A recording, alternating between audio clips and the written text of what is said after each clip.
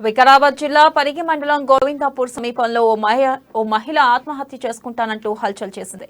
ఏడుస్తూ అనుమానాస్పదంగా పరిగెడుతున్న ఆ మహిళను వాకింగ్ చేస్తున్న చిగురాల్పల్లి గ్రామ యువకులు అడ్డుకున్నారు. ఏమైందని ప్రశ్నిస్తే చెరువు చూడడానికి వెళ్తున్నానంటూ సమాధానమిచ్చింది.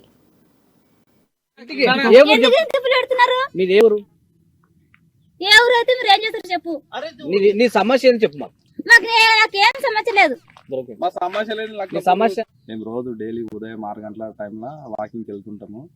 మేము రోడ్డు పొంటి వెళ్తుంటే ఒక ఆమె అనుమానాస్పదంగా వచ్చి సుమారు 6 గంటల టైంలో లక్నపూర్ ప్రాజెక్ట్ ఎక్కడ అని మమ్మల్ని అడిగినామే.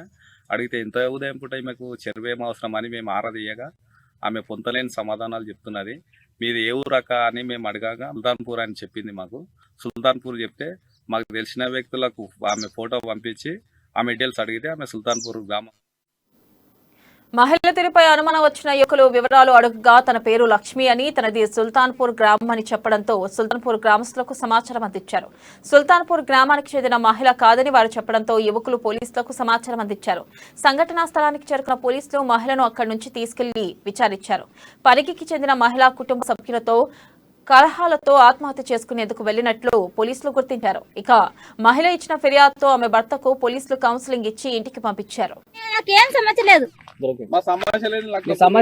మేము రోజు డైలీ ఉదయం 6 గంటల టైంలో వాకింగ్కి వెళ్తుంటాము. మేము రోడ్డు పొంటి వెళ్తుంటే ఒక ఆమె అనుమానం